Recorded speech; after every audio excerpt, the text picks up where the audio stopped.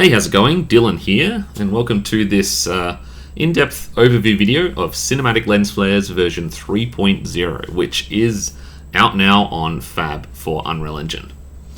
Pretty excited to go over everything in this release. Lots of improvements, additions to the asset, and in general, stability is much better and less kind of glitchy errors, hopefully. So let's get right into it. So Cinematic Lens Flares obviously is a lens flare, a post-processed lens flare system for Unreal Engine with the goal of replacing the very old and outdated default lens flares in Unreal, which I don't believe they've been touched for over a decade, possibly, or around a decade old.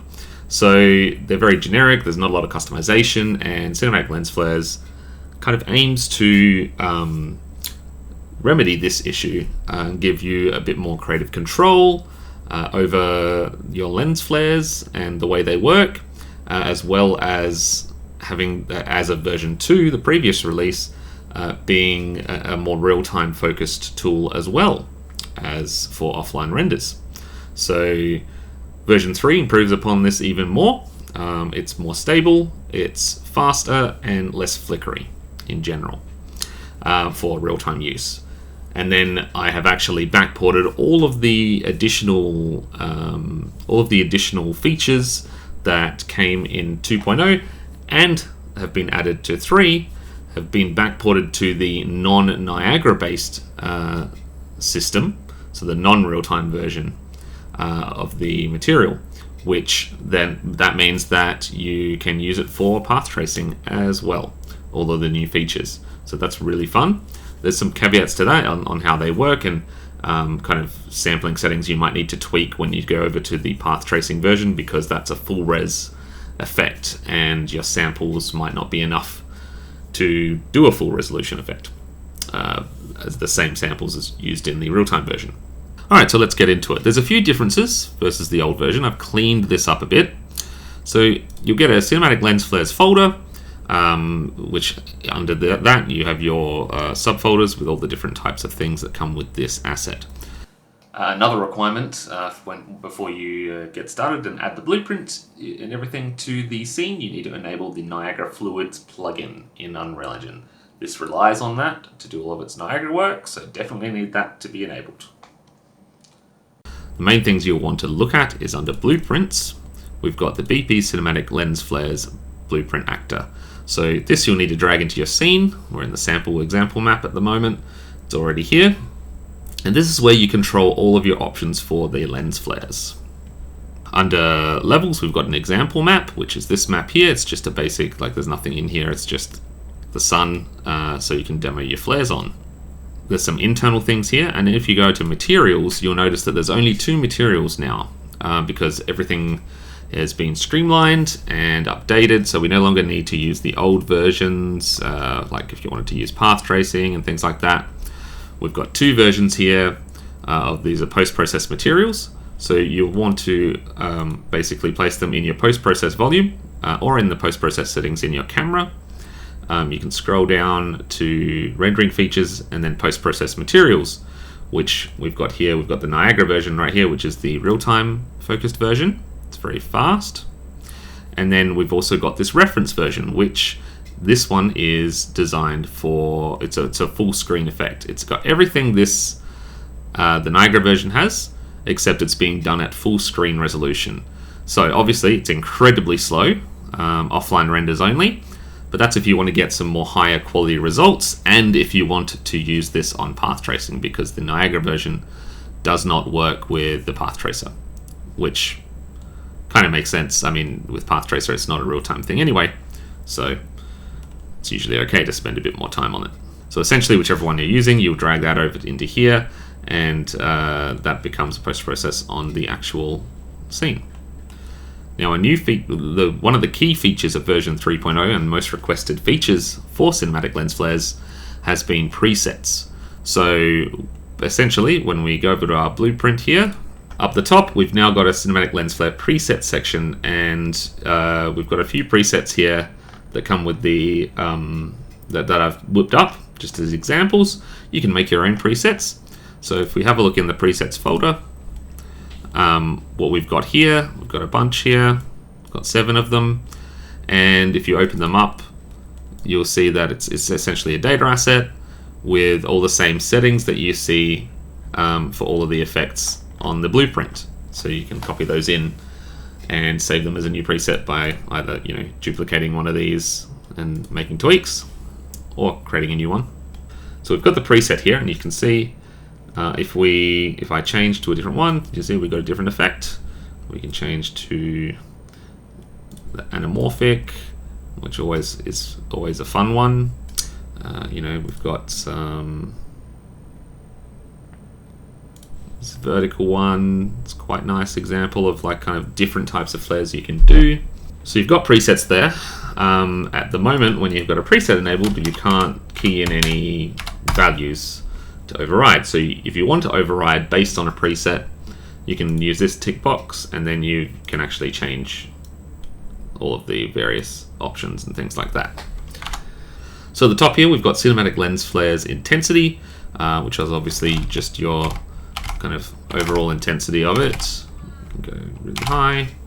We've got the blur samples, which is kind of like the global blur samples for any of the bokeh blurs that are going on.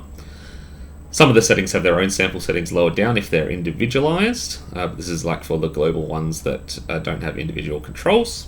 And then introduced in the Niagara version in version 2, when that released, is the cinematic lens flares work resolution, which is the resolution at which all of the work is done internally, and then upscaled to composite. That's how it becomes real time. New in version 3 is the cinematic lens flares capture resolution. Now this refers to the way that the scene color is actually captured before all the work's done in Niagara, and it's downsampled to this work resolution. So the capture resolution is essentially like a virtual resolution of the scene, how much gets downsampled to that lower resolution. So this helps reduce flicker with small kind of hotspots. It doesn't get rid of it completely. Obviously, it's a post-process. It's kind of impossible to completely get rid of flicker if there's sub-pixel kind of changes going on. But this does definitely help. So at the moment, I've got it set to like just this resolution here. You can set it to whatever you want. Usually you'd want it to be essentially like at minimum double what the work resolution is, so you get some nice super sampling there. And it's effectively free, this capture that happens in Niagara. Like there's almost no cost to it. It doesn't matter what super sampling you do there. Obviously going higher than the actual retina resolution is silly and wouldn't make any difference. But yeah, so that's just what that one means there. Alright, so for this next section, going over all the features of the asset, I'm going to just disable everything, and then we'll slowly re-enable each of the 4 effects to see what they do. So I've removed the preset by going to clear, and I'll just untick all of these guys.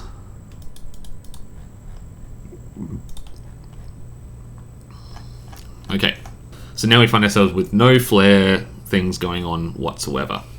So let's just enable the halo effect. Now the halo effect is a bit contentious, really, I found in people's comments, and a lot of people don't like it, but it's there if you need it. So the halo gives you kind of like a fisheye based edge effect, like we can see here.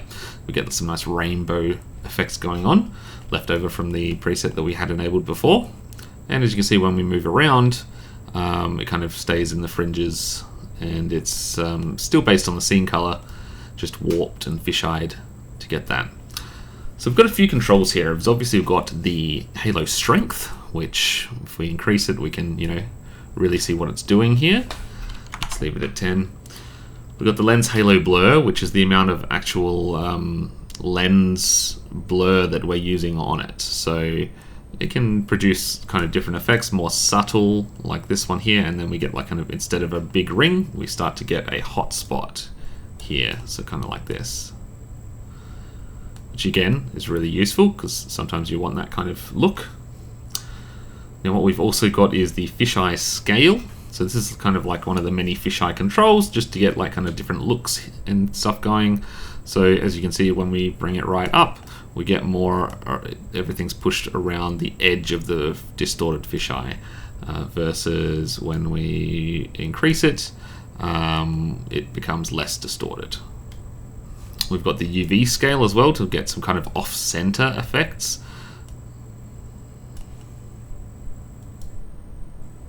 As you can see, we can go up and down. We've got the diffraction shift, so all the diffraction controls in it, all of these effects affect the way that the color shifts per the blur. So the blur is done on most of these effects, and then per sample of the blur we can change the color. So how that works is that the diffraction color down the bottom here gets added to the sample, each sample, which produces a color shift over time. So if we look at the diffraction shift here, then our bokeh diffraction shift is at 0 right now. If we put that up to 0.1 or 0.5, 1, we can see we get different combinations of colors and things happening in the halo. And that's the same thing is that with the point diffraction shift, that's per point sample. So what we can get is we can, again, get different combinations of colors, and then you can combine these to get different looks and such. So then we've got halo diffraction add, which is essentially kind of like a noise texture, like radial from the center of the screen, which gives these nice streaks. I like it. I like to keep it kind of subtle, to kind of just bring in a tiny bit of it. Then we've got lens halo power, which is obviously the just general power of the halo effect, so you can kind of make it more even over the screen, or you can kind of really crunch it down. We've also got coverage, so that's essentially how much screen it covers. So you can actually see the entire effect, almost the entire. There's still a bit of mask here. The coverage is essentially a radial mask from the center of the screen that pulls it off. So like kind of we can just have it at the edges of the screen. Then we've got horizontal stretch, and it lets you kind of stretch these effects in the fisheye. And vertical stretch as well, same deal, just in the opposite direction. We've also got threshold, which won't do much here, but essentially if you've got a lot of bright things in your scene, or if you're using like, if you've got things you don't want to contribute to the flares, that they're bright but not as bright as your source, you can bring that threshold up to kind of cut that out. And then, as I said before, we've got the halo diffraction color. So if I change this, the actual color shifts will change. And then we've got the overall tint, which we can tint the entire thing whatever color we want to get some nice kind of effects. And then we've got lens blur samples. So if I go 1, you will see that like kind of what's going on here, and then up it until we get. So this is a good way to kind of optimize it. If you're doing real time, you can, based on your settings, once you've done all your settings, here we can go to lens blur samples and then essentially choose the lowest amount of samples that gives you the look that doesn't break, essentially, depending on your blur size and such. So obviously when we up that, we might need more samples, which we do. So, for example. So next, let's have a look at the lens glints. I've just disabled the halo blur, so we can just focus on the glints. The glints are a major part of this effect, and let's enable them, and you can see that we get a bunch of glints. Now, in the older versions of the asset, lens glints were based on preset conditions, so there was like a glint type setting. That's gone now, because they're actually programmatically, procedurally done, these glints. So we've got a glint count here. So if I set that to 0, we've got none. If I do 1, then we get 1 glint, and so on and so forth. So 2, 3, 4, 5. Now, by default, if we set these guys down the bottom to 0, we should get this. So they're evenly sized, mostly. We've also got a glint rotation, so we can actually rotate these, which is cool. Now, obviously, with the glint count, The higher you raise it, the more expensive it is. So just keep that in mind when you start going up to higher levels. We've then got the glint size, which is obviously the overall size of the glint. Now sometimes when you make it really big, you'll see samples are breaking down, and that's where it comes into the sample count just below. So if we increase this to 250, as you can see, it gets smoother and smoother. We've got clips. These settings here, you know, they're more advanced. You can kind of have a look at them. That's actually the physical step size between the samples. So sometimes you might want a specific amount of samples, and like on really small glints and things, and not waste any samples. We've also got lens glint strength, which you know, that's self-explanatory. We've got lens glint flat color, which is the same as before. If we tick that, we get it's all same colors instead of using diffraction. In that case, then when you change the glint tint, you can actually just change the color of it purely. Without that though, we use diffraction, and then that's based on the lens glint diffraction color here, which we can change here, and can get different effects. We've also got the anamorphic lens glint, obviously, which is a separate horizontal glint that we can bring in addition to our normal glints to help emulate some anamorphic lenses. And again, we've also got the glint flat color and also diffraction based, as well as the tint and the diffraction color, so they do the same thing there. We've then got, this is also new in this version, the lens glint size variation and variation seed. So if I bring this up, to 1, and the seed has to be non-zero. So if this is at 0, and then as we bring this up, the actual size of these glints change. So, you know, go 0.5, and then we can change the seed here, get some different looks. So, you know, I tend to like stuff where we have just a few larger ones, like kind of like this, and then we, you know, rotate it so just off center, and then we have a kind of a nice look to, well, in my mind, that's nice. But yeah, so that's glints.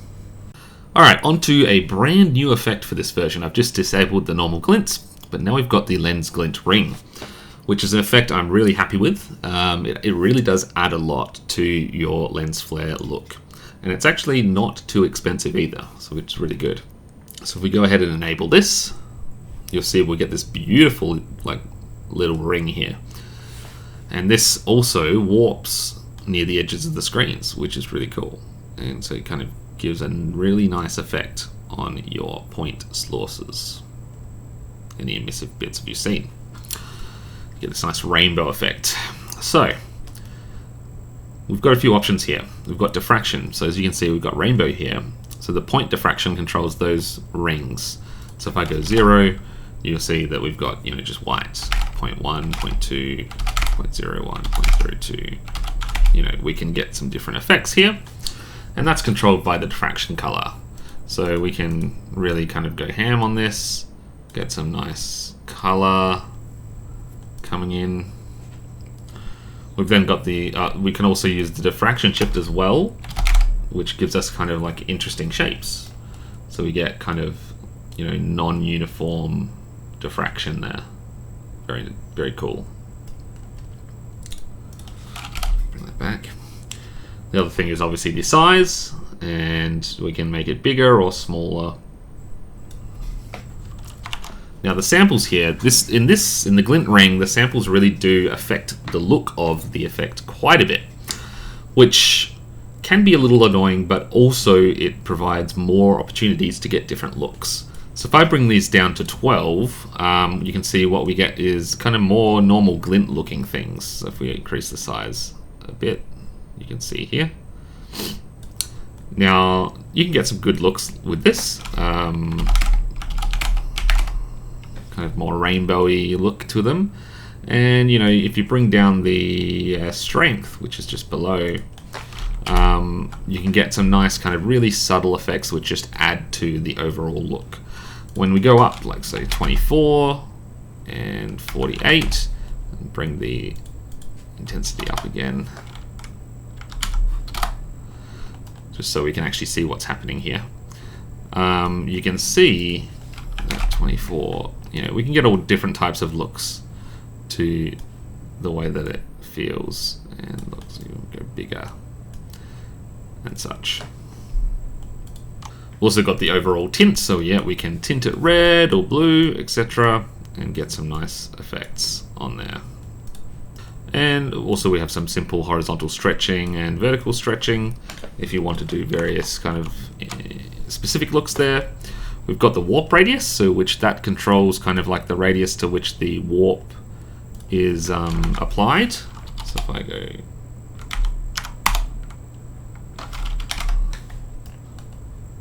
you can see it changes. You can see I've got hardly any, 0.5, and it just affects like the radius of the warp that's happening here. Then we've got the Glint Ring warp edge. So this essentially just brings in or out the warp from the edge, the mask.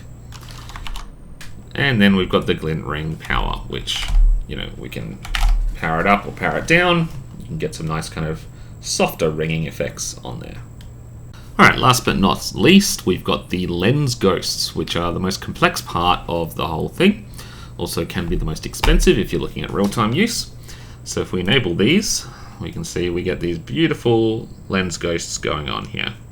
Very fun to play with, and there's loads of options here. So number one, we've got the lens ghost offset, which is to do with the actual positioning of those ghosts. So if I fiddle around here, you can see that it actually shifts these closer to each other. So we can get a lot kind of more bunched up ghosts, or we can, go the other way and get very kind of spread out ghosts,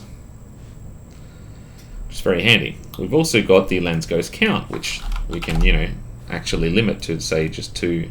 They're all small because of those settings that we've got. So for instance, if I bring these up, we've got only a few. Bring that up to 8. We can go 6, etc., 5, or even more, 10. We've got the ghost strength, which is, self-explanatory. Then we've got a bunch of diffraction settings, which have been in the previous versions, which do similar things. So we've got diffraction add, diffraction shift, which does all of these different colorful things. So just you can fiddle around those to get different color variations, as you can see. And this one, yeah, get some interesting effects. Kind of deal.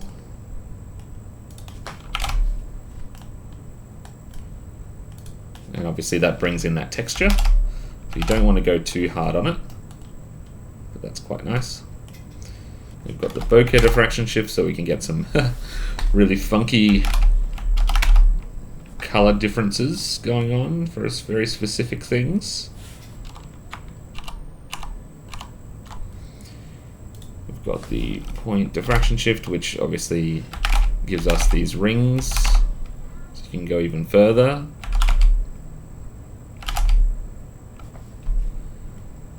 We've got the horizontal stretch, so we can stretch these guys out, and obviously we might need more samples. Then the vertical stretch as well. We've got the fade power, which essentially controls the random, like kind of the way that these fade. Some of them are stronger than the other. So if we change this, they all be equal brightness. We'll bring it back down. You can really kind of fade them out to your pleasure. Then we've got the scale curve, which is essentially the amount of bokeh blur we're doing along them. So as you can see, the ones that get blurred, you can really punch them up kind of really large, depending on how many samples you're getting. We've got an overall power, which obviously when you increase it, you get kind of more color variation a little bit, and then you get the interesting kind of rings. Got chromatic separation, so essentially this is a chromatic aberration essentially. Doesn't show up a lot when you've got very individual colors. Got the saturation, so We go 1, go a lot. It kind of works like saturation, but it's a dubious term that I've named that, but it technically does do a bit of that. We've got lens ghost threshold, which again, this does a similar thing to the halo threshold, which I mentioned earlier, where if you want only specific things to cast ghosts, because ghosts, especially in the real-time context, can be quite flickery with sub-pixel detail. If you have a lot of tiny bright things, which, you know, it's generally really hard to do post-process on stuff like that. But this kind of, like, if they're not too bright, you can kind of clip them with the threshold. We've got the diffraction color again. So if I change this, we've got, you know, that's the color that's being shifted each frame or each sample. So you can really play around with these. Now, in this version, we've also introduced some extra settings here. So there's now a fisheye on essentially on half of the ghosts. Every second one get a fisheye UV applied. So we can kind of play around with this a little bit. So if I bring down the horizontal stretch of them, you can see that it shifted some of them slightly. So we can get some imperfections going. You can also bring that right down, and then when you get some nice streaks. So sometimes good for anamorphic looks and things like that. So where we get some variation in our ghosts. And to do with that, you've also got like the fisheye scale, which you can change that and kind of just play around with it to get different looks. Same with the UV scale.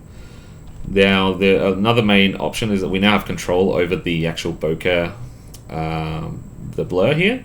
But we're on smooth bokeh right now, which essentially means the edge of the bokeh is the brightest, and then it slowly fades away into the center where it's not bright.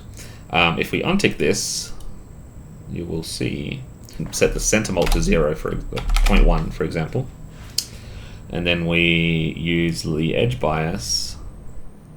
You can see we can get some kind of interesting effects and kind of remove the center part of the bokeh to get some rings, which is can be quite nice, and we can bring that back if we want using the center mult. So you can only get rid of it by half, for example, or you can just make them whole so they don't fade at all, like this.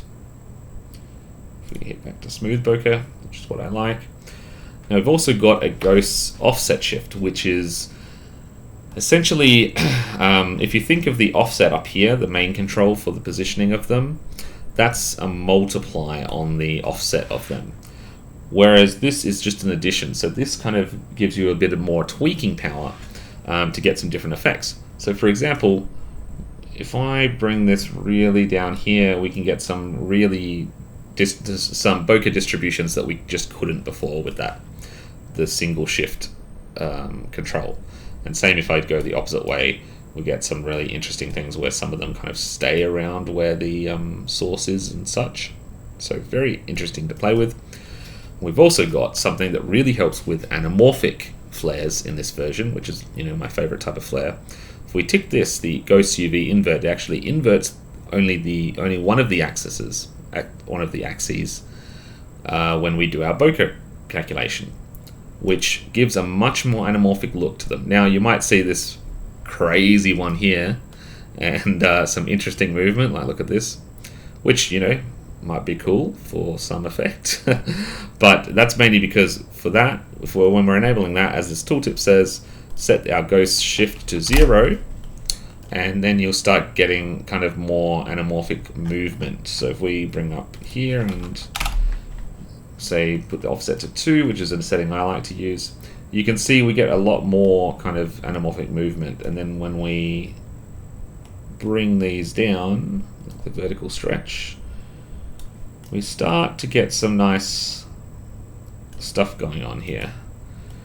Much more anamorphic ones. So instead of so you'll notice the bokeh kind of stays around the vertical position of where the light source is, stays around it like an anamorphic flare does, but the horizontal is still inverted, so we get like nice lines. So if you tip this blue, or whatever color you want the anamorphic flare to be, combined with an anamorphic streak and everything together, you can get some really nice effects. If I enable everything back together now,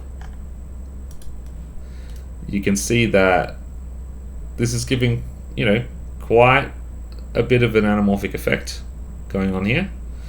And, you can tweak it much more to give, a nicer look and such.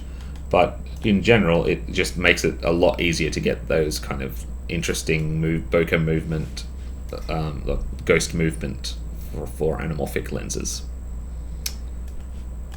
Alright, so for use in Sequencer, it's pretty simple. So in general, you can, if you're not changing anything, you can just leave it in the scene. It should work for your offline renders and during animations, etc. But if you need to key anything, like the intensity, for example, because sometimes it's it doesn't play super well with auto exposure or eye adaptation. I generally recommend for cinematics and things, and pretty much all the projects I do, I use manual exposure. But when you can't, it tries to do a good job, but sometimes you may need to change the intensity on the fly. So you can key that in Sequencer, or you can key any of these attributes in Sequencer. So if I add a new level sequence here, let's just call it new level sequence, and if we drag in our BP cinematic lens flares blueprint, we can then have everything here. So I can chuck in my intensity, and I can key it. So 1 and then to 0. So as you can see, it fades. So it's nice and easy. We can do that for pretty much anything in here. You can even key the preset technically. So nice and handy right there. Now you will need, for this to work in game, for the changes, you will need to, down the bottom here, have update on tick enabled under animation. But that's all. Okay, so for path tracing, you'll notice if you head to path tracing mode, you won't actually see any effect from the Niagara lens flares. And that's because Niagara, the way it captures the scene color, does not appear to work with the path tracing output yet. So our solution is to use the reference material, which is our full resolution one, which does all the logic in an actual post-process material at full screen resolution. This means it's incredibly slow. So this is like the original version 1.0 flares. But I have actually backported all of the new features and controls from the new version 3 into that kind of system. So we've got a version 3 reference, which is designed for just this purpose. Now, as some of you might know who've used this before, the material version can suffer from some weird kind of glitches and graphics corruption stuff at the edge of the screen, which kind of infects the rest of the image and screws up the flares. That can still happen from time to time. I'm still not sure what the root cause of that is, but it seems to be something to do with the way sometimes Unreal changes the viewport buffer size and starts to store random data that shouldn't be able to be accessed, but does get sampled. And I've tried my best to mitigate that via UV clamping and things like that, but it still does happen from time to time. Sometimes, most of the time, when it does happen, it's in the viewport, and then when you render, it's fine. But every so often, it does appear in renders. So just keep an eye on that. So for path tracing, it's, I'm always looking to find the culprit of that. If you know, if you have any idea why, just let me know. I'd love to try and get back to the bottom of it at some point. But in any case, so when we add our reference flares, as you can see, it's now working in path trace mode. So everything works as it did before. So if I change my preset, for example, to Spherical Classic, it'll regenerate. This is a particularly old, heavy scene, so sorry for the resolution and denoising going on here. But as you can see, that's what's going on there. Spherical Classic, we've got the orange anamorphic. It all works in the same way, just a lot sharper because it's done at full resolution. As you can see, I need a bit more samples here, but yeah, in general, that's how it works for path tracing.